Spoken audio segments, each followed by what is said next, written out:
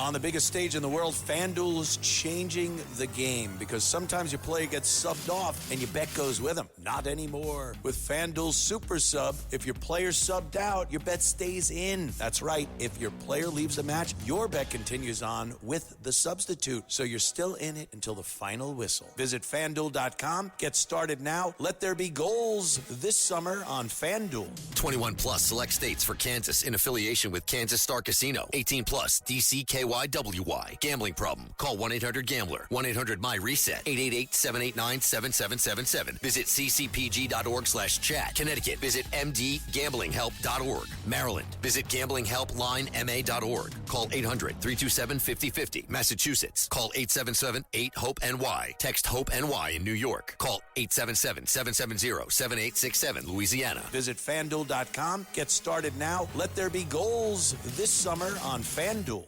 This is the Cats Roundtable with John Catsimatidis.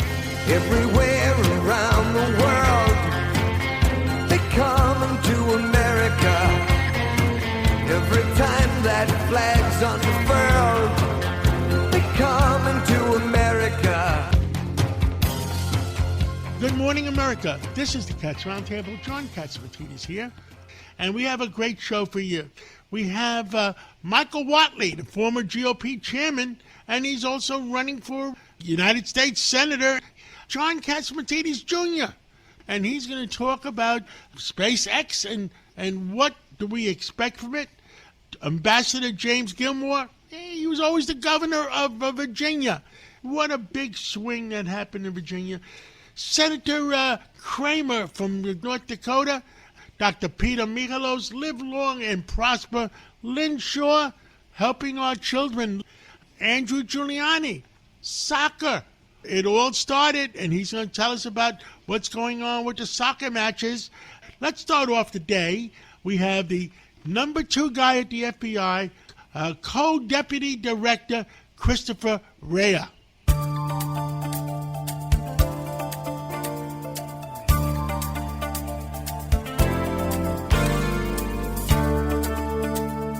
With us today is Christopher Rea, and he is the co-deputy director of the entire FBI. You know, we're going into June. There's a lot of things happening in our country. Give us the priorities of the FBI for this month. Absolutely, John. You know what I think I'd like to start, which I think is appropriate here, is really I want to kind of talk about just the historic and quite frankly generational reforms that our new director has put in over the last year. He sent an office-wide email out with about 70-plus major reforms, overhaul the agency. And, of course, I don't have the time to go over all 70 of them, but I would like to go over just a few of them, which I think will dovetail into what we really want to talk about is the FIFA World Cup coming up. But really, just to give you a flavor of these reforms, and any one of these reforms, you know, would have taken months, if not years, to do. And to do 70 of them gives you an idea of just the breadth and depth of change, positive change that we're going through. But just to name a couple, first thing he did very shortly on is he pushed about 1,200 resources out to the field from headquarters. Through the years, headquarters had got very top-heavy, and at one point we had a third of the workforce inside the Beltway there, in the National Capital Region there. Well, as you know, John, a third of the work doesn't happen inside the Beltway there or inside the National Capital Region. So one of the first things he did was push 1,200 resources out to the field to put them where the work actually happens.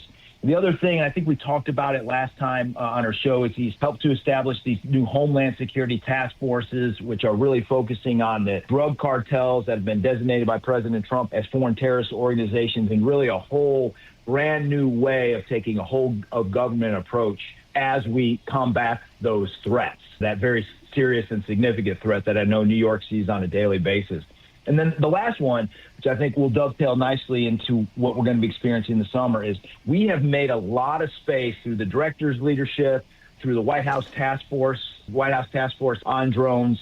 We gained a lot of ground in the counter UAS or counter drone space.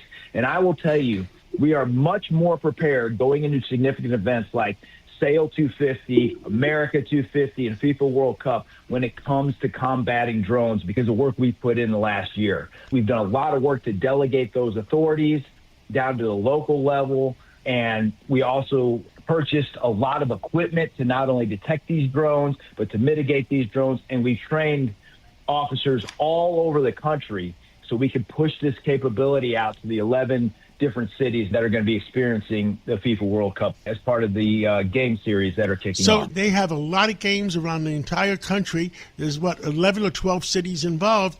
The FBI is in charge of maintaining security in all those cities and the entire spectrum. Yeah, I would say we work very closely with the Department of Homeland Security, our other partners in the Department of Justice, and, of course, with state, local, and territorial and tribal groups in the various cities. As you know better than anybody, there's not a more capable police department in the country than NYPD. So we will work very closely, specifically in New York, with our NYPD partners to secure the venues, the game, not only the venues where these teams are playing, but also the different base camp sites, the different watch parties that are going on. And so it's really a whole of government approach. We are the main intel component. The FBI is the main intel component as it relates to national security. In fact, we've stood up an intelligence coordination center out of our headquarters building there in Hoover to help keep everybody on the same page and help make sure that we are pushing information out to our other federal, state, and local partners when threats come in. The people coming in immigration-wise, who's responsible for them? So we work closely with DHS. DHS has overall responsibility for those folks, but what we do is we help DHS help identify any type of bad actors or potential bad actors that we may be tracking. And so DHS has the overall ticket when it comes to vetting these folks and ensuring these folks come in with visas, but they run every single one of those folks through our system just to make sure that we're not tracking them for some sort of a nefarious purpose. And that could be anywhere from being a member of a drug cartel to a terrorist organization to even a fraudster, right? And so if we have anybody that we're tracking that we're concerned about, we'll push that information over to DHS, and then DHS makes the ultimate call as to whether or not to let them in to the country. In the last 14 months, tell us all the reforms that the FBI has done to make sure our country is safer. Obviously, I don't have enough time to go over all 70 of them or nearly 70 of them that the director, along with his executive staff, myself included, the co-deputy directors have pushed out. But I will tell you, they run the gamut from pushing resources out to the field. Again, we had a third of our resources, our total FBI resources, inside the national capital region, inside the D.C. area. Yes, and, of course, a third of the work doesn't happen there. And so we push those resources out. The counter-UAS capabilities that I was just talking about, you know, the establishment of the Homeland Security Task Force, and also the establishment, another task force that we started the Joint Mission Center, which was really predicated or birthed from a directive out of the President's National Security Presidential Memorandum 7, which really has us looking at these anarchist, kind of extreme left folks that are doing violent acts to our law enforcement and other federal, state, and local partners that are essentially just trying to uphold the law and order. And so we've pushed a lot of calories, we've pushed a lot of resources into that, along with Homeland Security investigations, DHS, and our other partners to really combat that, whether it's a protest that has gone violent, whether it's a protest that has prevented some of our DHS partners, namely ERO, from affecting the law. We're working closely with those folks to identify those bad actors, side of the First Amendment protections that we're all afforded here through the Constitution of the United States. But when those First Amendment actions become violent, that's when we have to get involved in uncovering those networks and really trying to keep our folks safe and executing that mission.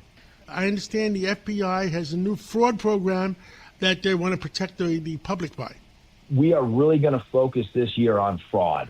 And we've got two really main lines of effort when it comes to fraud. We're going to make it a priority this year. And obviously, New York being the financial capital of the world, a lot of fraud. In fact, several, not millions, billions of dollars of fraud funnels through New York at some point. But we are going to really start to focus on that. And you've probably seen, you may have heard, we've actually started a fraudster most wanted list. So we've always had most wanted terrorists. We've always had most wanted violent criminals. Of course, we've always had our top 10 list, but we've actually started a fraudster most wanted list, which we're running concurrent with the Vice President's task force on fraud, which feeds into all of this. And so So we've this already is all the started to fraud think- that's going on.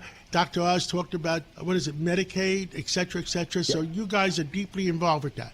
Yep, all the healthcare fraud that you've been seeing Dr. Oz talk about, Lee Zeldin talk about, that is right up our alley, along with our partners at HHS as well as HSI. In fact, you probably read recently we had a massive takedown in Minneapolis just last month where we took down about 15 of these fraudsters involved in a myriad of different healthcare fraud schemes that were basically defrauding our most vulnerable population demographic out of millions of dollars and taking these state-run, sometimes federally funded programs and using the proceeds from that as their own ATM machines instead of using that money for people who actually need it. And the thing I'll touch on that, those types of complex cases normally take months, if not years, to complete. And based on the amount of energy and the amount of resources we're pushing in that, we were able to complete that massive takedown in Minneapolis in about 4 months, which is record time for that type of case.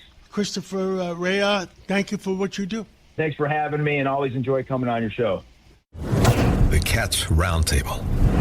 Let's go to Virginia. And I got a good friend there, and his name is James Gilmore. He was the Republican National Chairman for the whole country. He was governor of Virginia, and he was an ambassador. So I don't know if I should call him governor or ambassador, but I won't call you late for dinner. James Gilmore, how are you on Sunday morning? I'm doing just great here, John. Thank you for the chance to talk to your listeners. Tell me, give me the pulse of things. It seems like Glenn Youngkin seemed to be doing a good job in Virginia, and you had a good attorney general besides. And it seems like all of a sudden it's day and night. It was daytime, and now it's nighttime in Virginia. What happened? You got an attorney general that doesn't necessarily respect the law. You got a new governor that has some strange doings sometimes. You give us the pulse of the situation. Well, first of all, John, there I think two things. First of all, Virginia leans Democrat, is a Democrat state now. And that's largely because of the vast population that's around the Washington suburbs, particularly Fairfax County. Has over 1 million people in Fairfax County. It's very Democrat. And second of all, at that time of the election, the government was shut down, which meant that a lot of the workers had a lot of anxiety about their jobs. The Doge people had fired many thousands of federal workers who at that time were in Northern Virginia casting their vote for a job. So the first problem was that this was a wave election against the president. And it was a very strong one, and it went everywhere. And it not only elected Spanberger, but it swung in two real nobodies, honestly, to be lieutenant governor and attorney general. And I thought the attorney general was the Republican was a certain reelect, but he too was swamped. Then the second thing is that we ran a candidate who I think had not been properly prepared to be a candidate for governor of Virginia. I thought she was a very good person. I supported her, never said anything negative about her, but I think she never quite got a message. And in Virginia, if the Republican doesn't have a message that will capture the voters' attention, the state's going to vote Democrat. I think everybody was shocked that the way it went, especially that attorney general that got elected, that I don't even know how to say it, has so many problems on law and order. All true, but Spanberger was elected by 15%. And as a result of that, she brought in the other two, including the attorney general, who had a very checkered past. And so there he is. And now we'll see what happens, 3 years from now when we get Virginia elections again. James, you were a Republican national chairman, and so you have the pulse of what's going on in the whole country. This November, is the GOP going to have a problem? Or if we solve the problems, what's going on in Iran, by September, do you think we'll be okay? Yeah, we might be. John, look, here's the situation, I think, nationally at this point. That is that people are troubled by the president's tone and approach to things. We're in the war in the Middle East, which is not popular. I personally believe, and I've said so before, that the European war is the pivot, the Ukraine war is the pivot, and we're not really participating in that very much anymore. But I'll offer you a little ray of sunshine, and that is I don't really believe the Democratic Party is really offering a real alternative to anything at this point. I think that they're a very strange party based upon gender and ethnicity and all of that, and socialist type of approach like we're now seeing in New York. And the Democrats are not a real alternative. So if the Middle East becomes more quiet, if Ukraine continues to hold out and, in fact, advance the way they are right now, I think that the Republicans have a fighting chance in the House of Representatives and will probably hold the Senate. James Gilmore, former Republican National Chairman, Governor of Virginia, Ambassador, thank you so much for calling in this Sunday morning. And I'm going to go to church and pray for our country. Always a pleasure to be with you in New York, John. I look forward to seeing you again. Look forward. You are listening to the Cats Roundtable. We'll be right back. Get ready, Staten Island.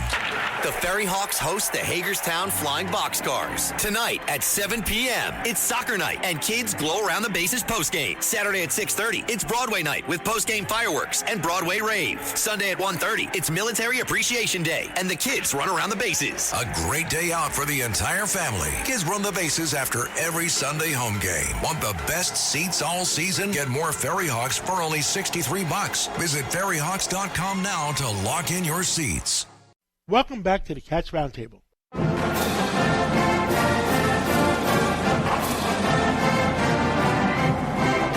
Let's go to North Carolina, and we have the former chairman of the GOP with us, Michael Whatley, who is running for the United States Senate.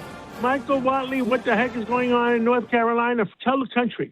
Well, I'll tell you, North Carolina is doing great. We're fighting every day to make sure that people can make more and keep more. We're fighting to keep our community safe. We're fighting to make sure that our men and women in uniform, who are the tip of the spear when it comes to protecting our nation and our interests around the world, the Army, the Navy, the Air Force, the Marines, the Coast Guard, we've got 10% of all the men and women in uniform based right here in North Carolina. So, making sure that we're going to have the resources that they need to protect our interests and allies around the world. We've been to 97 out of the 100 counties at this point, and everywhere we go, people want to see this country succeed, and they want to see common sense prevail in government. What are the big issues that North Carolina's people are worried about? Well, there's really two things, right? Obviously, the economy is always going to be a driver. And we're working on policies that will allow people to make more and keep more of what they make, right? We want lower costs. We want lower taxes. We want people to have, more job opportunities, to be able to take home more of their money. Those are really going to be the key economic issues that we deal with every day. What are the tax policies, trade policies, and regulatory policies that are going to help our farmers, that are going to help our manufacturers, going to help our small businesses succeed? Those are issues we talk about every day. The other big issue that we deal with right now is crime. My opponent, Roy Cooper, let more than 4,000 criminals out of North Carolina's prisons because he didn't want them to have COVID, and unleashed a crime wave across North Carolina that has really been very, very unfortunate. We talk about 4,000 hardened criminals with aggravated assault with a deadly weapon, sexual assaults, rapes, even murders. He let 70 murderers out of jail. And of course, as soon as those guys hit the streets, what did they do? They went right back and started committing more crimes and creating more victims. The most famous guy on that list, a guy named DeCarlos Brown Jr., got rearrested and re-released 13 more times under Roy Cooper's soft on crime policies. And then last summer, he got on a light rail car in Charlotte and brutally murdered Irena Zarotska. That's obviously been a case that's been heard around the country, and really unfortunate because she should be alive today. That monster just should not have been on the streets. He should not have been on that light rail car. But there are other victims, 25 other victims that we could talk about. One of the most heartbreaking ones, a little girl named Ivy, whose father had been arrested for drug and weapons charges. He was released by Roy Cooper. He went right back to a life of crime.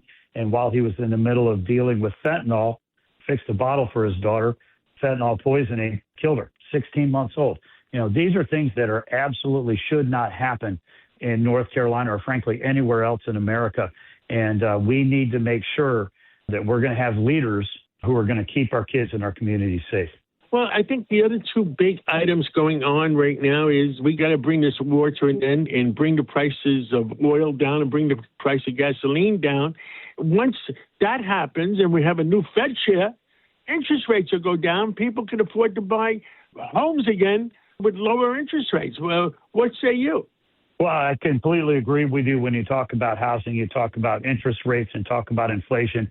Joe Biden and his inflationary spending, and my opponent, Roy Cooper, absolutely was cheering it on the whole way, drove up housing prices, grocery prices, gasoline prices, absolutely through the roof. The president has taken steps to bring all of those down.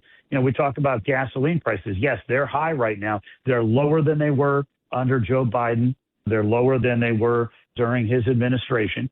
And you're right that this is going to go back down once we are free and clear of what's happening in Iran. But let's talk about Iran for a second. I think it's tremendously important that President Trump, made a determination that Iran was on the cusp of a nuclear weapon.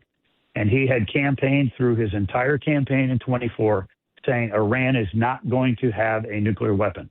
They're not going to be able to deploy nuclear capabilities around the world. They're not going to deliver missiles into Europe. They're not going to deliver missiles over here. And you know what? The president has stood up and said, we are not going to allow Iran to do that. That's why we are deployed right now over there. There are thousands of troops from North Carolina that are deployed in the Middle East right now, and my prayers are with them and their families.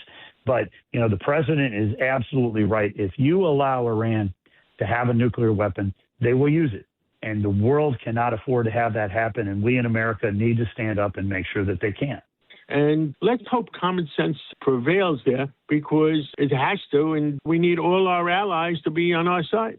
Well, we absolutely do. And I think the Abraham Accords, is one of the most undersung accomplishments of the first Trump administration, and the fact that he was able to bring these countries together to talk about putting a hedge around Iran, talking about understanding the threat that Iran poses, not just to Israel, but to the entire region in the Middle East and the entire world. We need to see the Abraham Accords expanded. But right now, what Iran has done through their unilateral actions and irrational actions is truly unite all of the Middle East against them.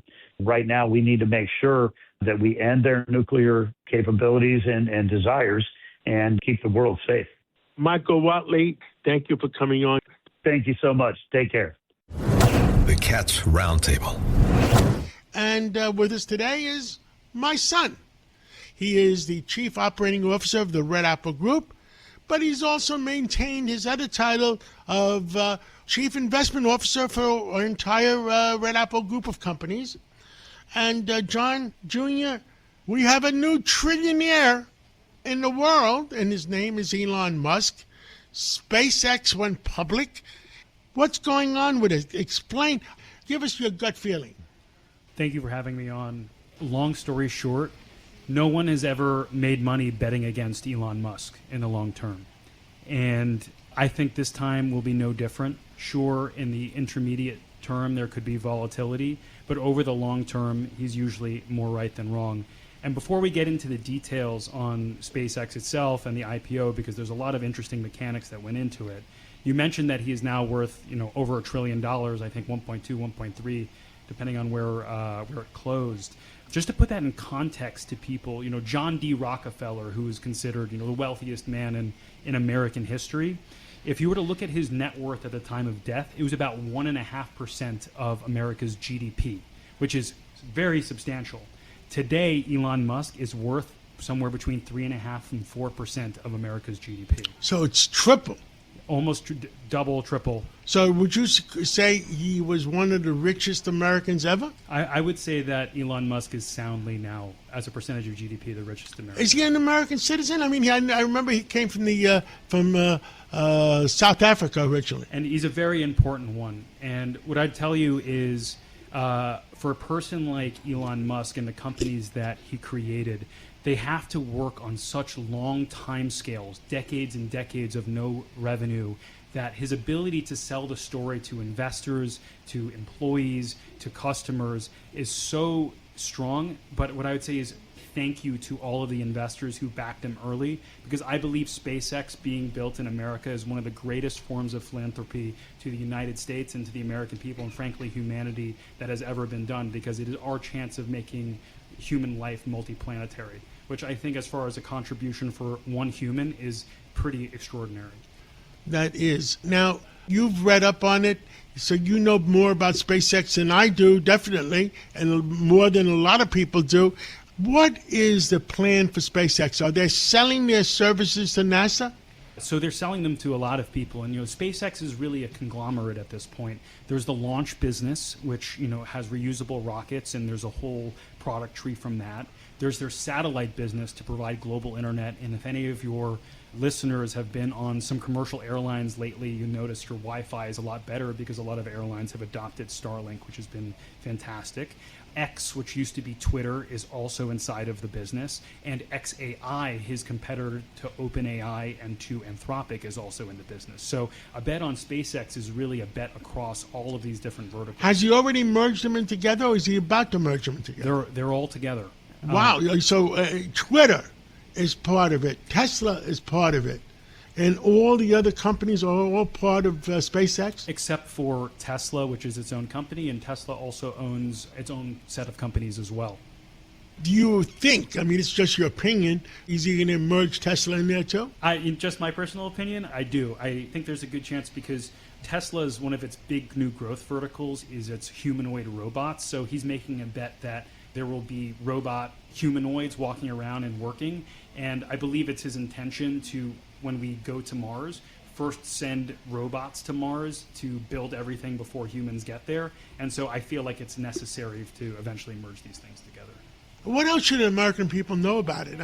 Right now, everybody's buying it based on a dream. When do you see substantial revenues or return on investment? This is the key. A lot of the banks put out some very substantial estimates, and no doubt in part to get allocations to the deals because the fees were so extensive here. Right now, you look at the forward revenue, and it's about, I don't want to say only because it's an accomplishment, but it's about $26 billion, and the market cap is $2.2 trillion. If you compare that to Meta, or you compare that to Amazon, there's a huge differential. So when you're going and investing in SpaceX, you have to assume that he probably more than 10x his revenue in the next 5 years would be my guess. When all the other AI stocks went down in the last week or so, were people taking money out of those companies and putting them into SpaceX? Is that one of the reasons they fell off? I think you're dead on, along with some other kind of geopolitical changes that were happening with the president. Snowflake, which is a database company, had one of the most successful IPOs in history. They were 120x oversubscribed. People say, well, SpaceX was only 4 times oversubscribed, 5 times oversubscribed. But that's $400 billion of indications. So you can't expect it to be 10, 20x oversubscribed. There's just not enough money to do that. And one of the things about Elon Musk is his ability to attract investments from retail investors who tend to invest more for the dream than for short-term fundamentals. And in this case, I think there was $100 billion of indications from just retail, which was really a huge accomplishment.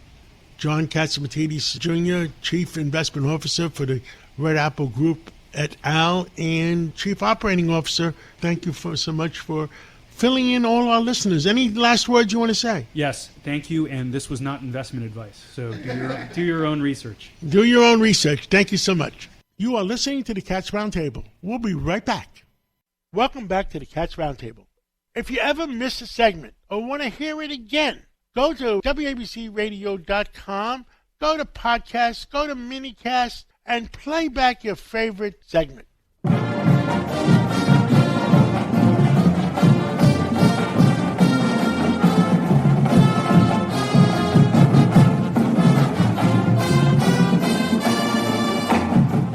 With us today is Senator Kevin Cramer, North Dakota. You're in New York. You want to go to that soccer game. I do. I'm going to the Brazil versus Morocco World Cup game on Saturday, and I love soccer. I have a son who played very high-level soccer and decided he'd rather make money right after graduating, so I'm good with that. But we're going to that game, and I used to be a college soccer referee, which was perfect, by the way, training for Congress. In fact, what was even better was youth soccer refereeing because there's nobody in the stadium dumber than the referee. And if you don't believe, just ask all the moms. Now, North Dakota is right on the coast of Canada. What the heck is going on between Canada and you guys? Yeah, I know. Well, first of all, North Dakota gets along with Canada just fine. We're having a little bit of an international problem, as you know. John, I think it'll all be worked out. Canadians are funny people. They're nice people. They're kind people, but they're a little too sensitive. I've told them that. I don't. I agree with you. You know what I'm saying? I love the Canadian people, but they're too sensitive. They Right. got to learn how to take a joke sometimes. I told the National Post, they quoted me. It was kind of a funny sort of feature story about me being, a Canadian whisperer in Washington. But they said, do you have any advice for Canadians? I said, yeah, don't be so sensitive. I said, just remember, it's always warmer in Miami than it is in Winnipeg. So don't rob yourselves of the joy of a vacation to Florida just because you're mad at the President of the United States.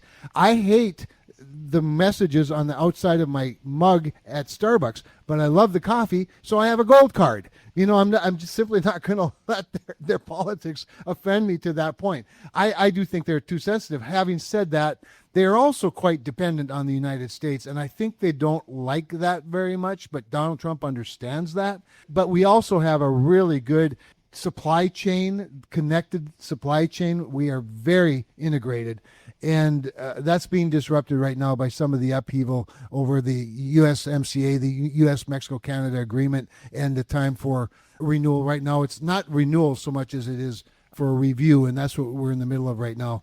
So we'll see how the banter goes back and forth. They didn't want to be the 51st state. I don't want them to be. But they didn't realize that Trump was joking. I know. I did tell the president, though, I'll take Alberta and Saskatchewan every day of the week. I'd probably even take Manitoba and Ontario. My friend Doug Ford, you probably know Doug. Let me tell you something. I put Doug Ford together. They had never spoken before with Congresswoman Claudia Tenney. Oh, sure. And now they love each other. Yeah. Well, Doug's easy to like. He was just in my office last week, and we had a good discussion. Whenever I just feel like talking Canadian, I call Doug. And I find him to be a fascinating, solid businessman and good politician. The thing I grieve, though, is, and I've told Donald Trump this, he practically is Donald Trump. I mean, he's like the Donald Trump of Ontario. He is the Donald Trump of Ontario, and he is a smart guy. He's a businessman. Yep. And he knows how to do business and, communications. And, He does. That's important. Yeah. So I'm glad North Dakota is doing well. Yes. I'm glad now, like Claudia Tenney, who's right on the Yes. border with Doug, is doing Yep. well. I was with Prime Minister Carney a few weeks ago in New York. He came to the New York Economic Club, and we got along well, even though we had our differences about the ostriches in British Columbia. Yeah. And I got along well with Mike Weissman, the ambassador Yes, a to great Washington. guy. Yeah. Nice man. And he used to be with Sullivan and Cromwell, Yeah. one of my law firms that I do business with. Oh, okay. And I also did well with the new trade, Tom Clark, I think his Yeah. name is. So it's interesting because one of the things that Prime Minister Carney has done, which I'm not sure those of us in the United States fully appreciate, their form of government, as you know, this parliamentary form of government, obviously the Prime Minister's and his cabinet are members of Parliament. And it's rare to bring somebody even into the diplomatic corps who's not a politician. And in this case, he has brought in bankers like himself. He even started a new organization called, it's DIA, I think it's called DIA, the Defense Industry Group. And they're quasi-government, but they're led by a banker, not a parliamentarian. And I think that part of Canada's past, that Justin Trudeau, who put socialism on steroids, bringing some business-minded people to Canada makes all the sense in the world. I just want us to get our relationship with Canada squared away so that we can be part of it. North America has so much to bring to the table as a continent, not the least of which is energy. I was there with Prime Minister Carney at the New York Economic Club, and he said it exactly right. He said that our friendship together is more. The whole is worth more than the parts. Working together, North America is a great power. So that's a great point, because this is what I think we have to understand. As over 300 million, roughly almost 350 million people with 25% of the wealth of the world. We are the consumers of the world, even though we're 5% of the population. Canada's 40 million people. really adds up to more than 40 more people when you combine the resources of the continent. When it comes to energy, John, together we are a powerhouse. We're multiple times Saudi Arabia and the Middle East. We are a powerhouse. North America, not even with Alaska, not even including the Arctic Ocean, which we should take a better charge of. We are the powerhouse of the world. Now, one thing Mark Carney did do, and this was something I advised him the first time I met him, I went up to see him about a week after he was elected, is he has gotten on board with national defense. And our generals have confirmed that with me, that they are now at over 2% of GDP in Canada. This was something that Justin Trudeau was proud that he was reducing, Canada's contribution to its own national defense, and more importantly, to NATO. They're a founding member of NATO. He's now got them at 2% going toward 5%. Even the United States is only at about 3.5%. So these are big leaps for Canada, and I hope all of that is. And I think that maybe the Europeans are finally realizing we still have a major problem with NATO. The European community has their own problem. And Greenland is very important to defend Europe and to be able to defend all of North America. It is, whether it's our country or just a good ally, it's very important. But I think that this is one of the great gifts that Donald Trump has given to the world, even to those who don't know it's a gift yet. And that is getting Europe to take more ownership of their own security. As we look at the big fight on the South Pacific and looking at the big fight in China, we can't spread ourselves that thin. We still have to do more, John. We have to add to our national defenses. I'm on the Armed Services Committee. We passed the National Defense Authorization Act out of committee last week. Hopefully we can get it on the floor within a week or two and demonstrate, hey, we're for real. We're going to build up our munitions. We're going to build up our modernization effort. We're going to continue to blow away from China in space. But everybody else has to do more as well. I agree with you 100%. Senator Kevin Cramer from the great state of North Dakota, a big oil producer for the United States, too. Thank you so much for coming in. Thank you for your common sense. And thank you for just being yourself. I like being myself. It's the only person I know how to be, John. Thank you for the opportunity. The Cats Roundtable. With us this morning is Andrew Giuliani, the Executive Director of the White House World Cup Task Force. Congratulations. I understand you guys started on Friday already, and tell us what the heck is going on. Hey, John. Well, obviously, this is just the largest sporting event really in our country's history. You could even argue in world history when you look at the viewership numbers, the size and scope of these events, the safety procedures that go around these events. I'll just go into a comparison with the Super Bowl because I think it gives Americans a real good perspective about how much of the world is watching. The last Super Bowl, about 130 million people around the world watched. The last World Cup final, 1.6 billion people watched. We're expecting for this World Cup final in the Meadowlands for over 2 billion people to watch this World Cup throughout the 104 games spanning 16 North American cities. It's going to be an unbelievable celebration also going on over America's 250th birthday. What a summer it is to be an American, and what a summer it is to be in America.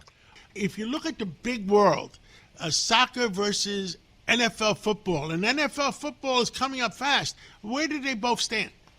In the United States, obviously, NFL football is still king. But then you go outside of that, soccer really is king. And you could see that with all the international travelers that are coming to the United States from South America, Brazil, Argentina, two countries that have incredible soccer history, to all the European countries that are coming here, to all the African countries that are coming here as well, and Australia, the Asian countries as well. I know South Korea kicked off a couple of days ago. Really, really amazing to see just how all these different cultures end up coming together for this World Cup. And this really becomes a 39-day celebration. And it really creates great opportunities, not just from a diplomatic standpoint, but great opportunities for maybe countries that wouldn't get in the same room to get in the same stadium together and, believe it or not, create conversations that can lead to lasting good outside of the soccer pitch and outside of these stadiums that we play in. So not only are we going to be competitive football-wise, we want to make some goodwill bringing everybody together. 100%, John. And that's how the president has viewed this. You know, when I first spoke to our good friend about this 15 months ago after he had signed an executive order creating this White House task force on the World Cup. What we ended up speaking about was, hey, there is going to be no larger platform than the World Cup to be able to show off American exceptionalism to the rest of the world over our first 250 years, and then the great hope and promise of the United States of America over our next 250 years. What we've done on the task force, John, is we've tried to make sure more than anything else that we can strike that balance between making sure those people that want to come for the World Cup, want to come for America's 250th birthday, have a pathway to legally do that, while also making sure bad actors and those that are trying to illegally get to the United States do not have access to do that. How many total games are going to be played in how many states and how many cities in the next 40 days, the 39 days, the 38 days? Yeah. It's 16 cities in North America. In the United States, it's Boston, New York, New Jersey, Philadelphia, Atlanta, Miami, Houston, Dallas, Kansas City, Los Angeles, San Francisco, and Seattle. Then in Mexico, it's Mexico City, Guadalajara, Monterrey. And in Canada, Toronto and Vancouver. So it's 16 North American cities, 11 in the United States, 104 matches. They always say matches in soccer. How many games is the United States going to be playing out of all those? 78 in the United States of America, in our 11 cities. Let's hope the United States men's team ends up playing 8 games. That's what we want. That means they're making their way to the final. You know, I know that some people say it's a long shot here for the United States men, considering just that we're a younger soccer nation when you consider the Englands and the Brazils and the Argentinas and how all their top talent end up going into soccer. But the U.S. men's team is actually one of the top 15 teams in the world. So, I mean, they do have a chance, if they get hot and go on a run, to go very deep into this tournament. And, you know, just like that 1980 U.S. Olympic hockey team, I do believe in miracles. So, I mean, wouldn't it be an amazing story, John, thinking about this, if over our 250th birthday, the U.S. men's national team is able to go on an improbable, unlikely, nearly miraculous run and be there at the final of the World Cup in New Jersey here in 35 short days. Oh, that would be absolutely great. What could be better public relations than the United States team ending up in the top 5, top 10, top 3? That's great public relations. Yeah, well, and John, to your point right there, I mean, could you imagine what that would do to bring the country together? I mean, what I'll just point out, and one of the important things that sports plays in our civic life is it's an opportunity for people from all different backgrounds, different racial backgrounds, different religious backgrounds, different political beliefs, to be able to go and unite around that one jersey, that team, even if it's just for 90 minutes. And you look at each other as people, not as the opposites. That's what sports can do. That's what I think the World Cup can do. And that more than anything is why we're rooting for this U.S. team to go on a deep run. Andrew Giuliani, thank you so much for coming on. We'll catch up again real soon, and good luck in everything we're doing. Thank you, John. You are listening to the Cats Roundtable. We'll be right back. Welcome back to the Cats Roundtable.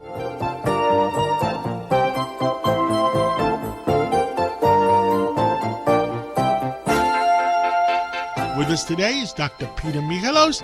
He's got a new book coming, How Do We Live Longer and Enjoy Life More? Well, Dr. Peter, what do we have on the agenda for this discussion?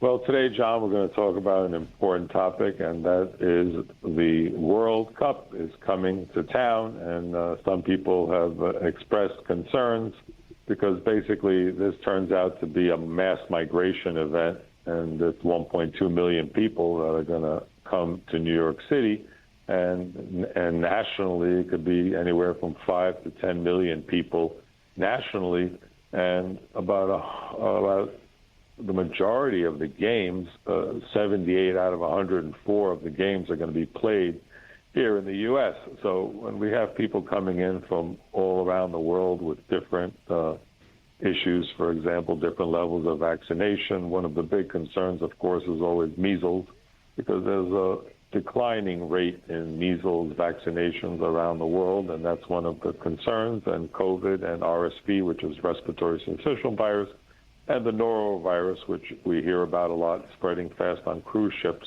which can cause severe diarrhea, and people can get quite sick. So that's one of the concerns that people have with these event, and MetLife Stadium holds 82,500 people, so there have been a lot of preparations with all the hospitals. And in New York, of course, we have the oldest hospital in the United States, which is Bellevue Hospital, and they have a whole biocontamination ward, including an active TB ward. Nobody likes to talk about it, but there are cases of TB coming into the United States from outside the United States. And, you know, measles, of course, we said is a great risk. And one of the things, the good thing about measles is you can actually do a blood test, and you can check to see if you have antibodies against the measles, and it's called the IgG antibody test. If it comes back positive for antibodies, you're safe, you're covered. If it comes back negative, that means you don't have any antibodies. If it comes back equivocal, it means you don't have enough antibodies. So that might be a case for getting a booster, and people can actually go to most of the labs now, even without a doctor's prescription. You can order it online, go to a lab, and you can find out your titers for all the different childhood vaccinations to see if you have enough protection. Of course, the biggest fear that everyone has is Ebola and things like, the Marburg virus, which can come from some of the countries that have big travel restrictions now, from the DRC, Democratic Republic of Congo, and from places like Uganda, because people are always terrified of Ebola because that has an extremely high fatality rate. And that's why now flights coming from those countries, they have to go through only Dulles Airport right now where they can be screened. Meanwhile, we've already forgotten and stopped talking about hantavirus, but there's actually 13 people still in quarantine at the University of Nebraska in Omaha in these quarantine units. And, some of the people have been released to home detainment, but, these people were basically forcibly told that they have to go into quarantine. Thank God nobody died from that here in the United States. That was the incident that happened on the Dutch ship down in Argentina, the MV Honduras, on one of those polar cruises. So the things you can do to protect yourself if you're going to be going to these stadiums are, of course, washing your hands. Whatever you do, make a conscious effort. Do not touch your face. Do not touch your nose. And if you don't have access to a sink where you can wash your hands for at least 20 seconds, carry one of those little alcohol-based sanitizers, spritz your hands. And I would avoid shaking hands more. Fist taps are probably better when you're in a place with 80,000 people. And I would probably stick to the hot food. Well, how about when you get off the airplane, when you come in to JFK Airport and get off the airplane, does anybody check you? Not right now, they're not. But what I would do is if I was in a stadium, for example, and I was sitting people around me within like 10 feet and someone started coughing and hacking, I'd carry a mask in my pocket and I'd probably put it on just to reduce the chance, because TB is happening. People go on the subway, believe it or not. People catch TB. That's why we have TB wards. Nobody likes to talk about it, but measles can spread. If somebody has measles and goes into a stadium with 80,000 people, so that bottom line, spreads like with wildfire. all these foreigners coming in, especially for the soccer matches, everybody should be more careful. Is that bottom line?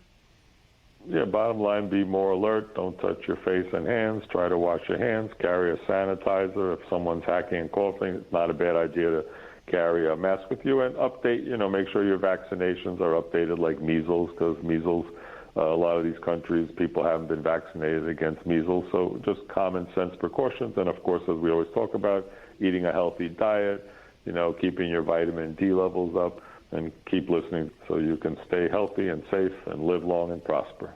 Thank you so much, Dr. Mihalos, and we'll talk again real soon. Thanks for always getting the truth out on the Cats Roundtable.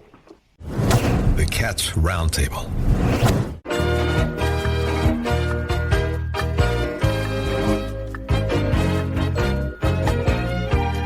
Let's keep our kids safe. And who works hard at it? Lynn Shaw, lynswarriors.org. And Lynn, what are you doing to keep our kids safe this week? Good morning, John. June is Internet Safety Month.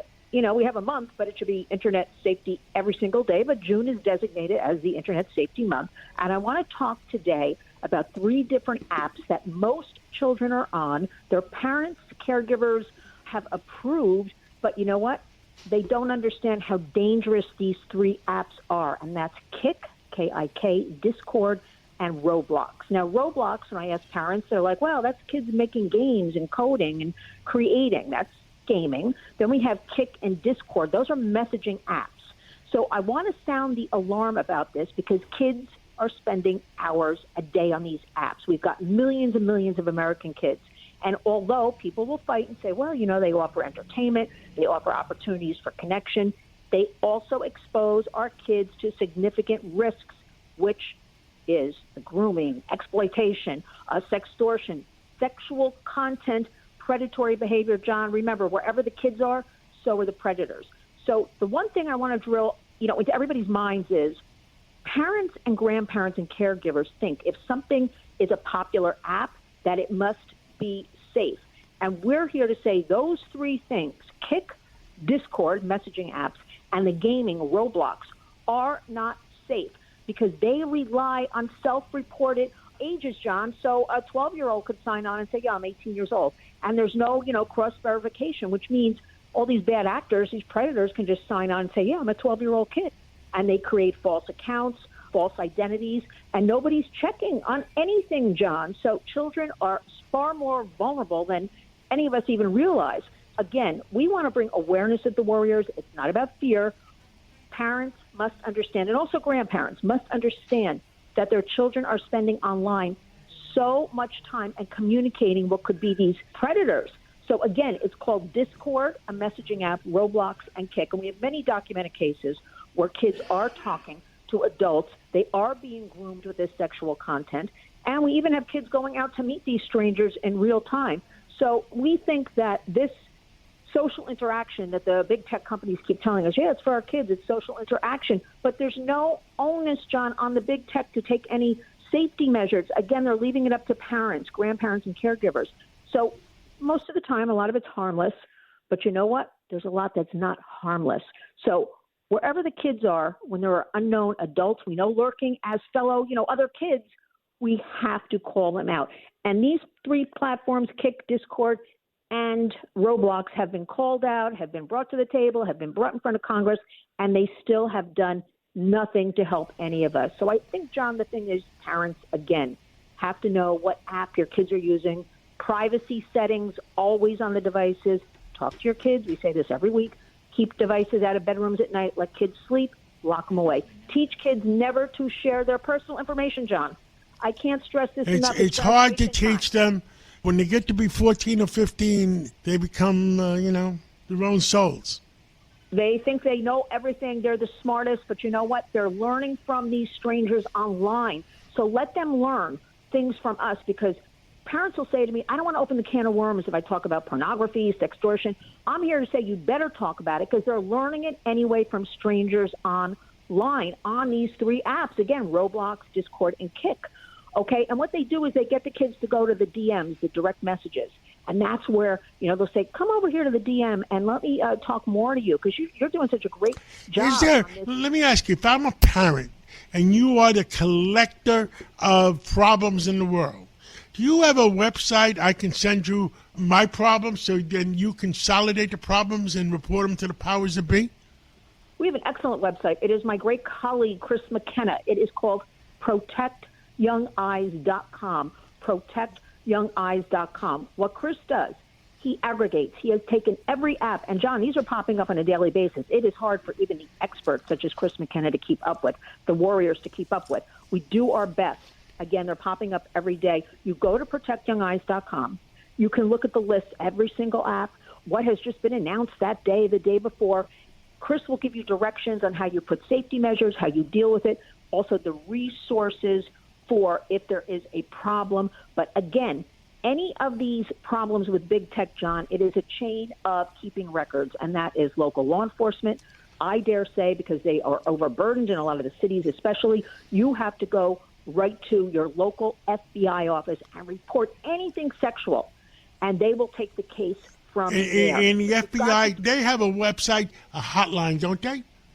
1-800-CALL-FBI. People don't realize this, John. There are local FBI offices across the United States. That is where you've got to go and make a report and get them involved with this. because I used to say 911. So let's repeat those things. One, call FBI. You feel is the FBI line, and the other one local FBI, John. Local FBI. Local FBI.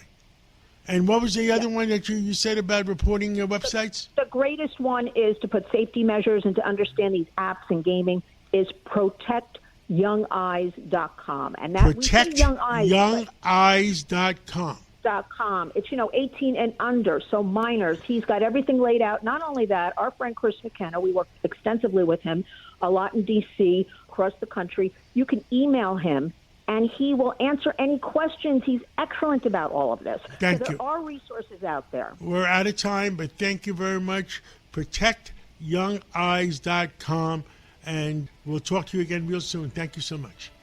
Thank you, John.